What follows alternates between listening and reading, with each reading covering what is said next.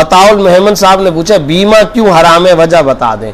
بیمہ کے حرام ہونے کی بھی کئی وجوہات ہیں۔ ایک تو اس کے اندر قمار کا بھی معاملہ ہے، جوئے کا بھی معاملہ ہے، پلس اس کے اندر سود کا بھی معاملہ ہے۔ مثلا آپ نے بیمہ کروایا، پریمیم آپ ادا کرتے رہے ہر مہینے 1000 روپیہ، اور پھر 1000 روپے کے بعد کوئی چیز جس کا آپ نے بیمہ کرایا وہ چیز ہلاک ہو گئی، جل گئی، ضائع ہو گئی، آپ نے جمع کرائے ہوئے 20,000 روپے، مل رہے ہیں آپ کو 4 لاکھ روپیہ، تو 20,000 تو 20,000 کے بدلے میں آ جائے گا۔ یہ جو مزید 3,80,000 روپے یہ کس کھاتے میں؟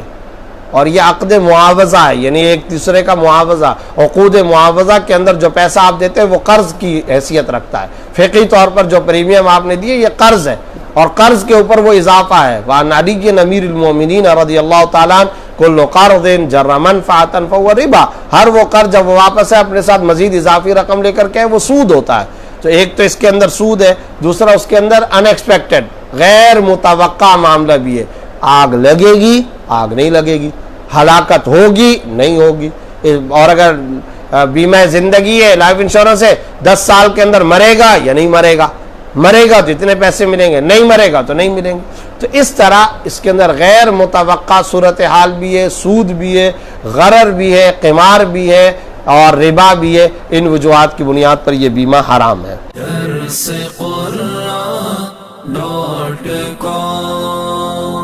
www.darsequran.com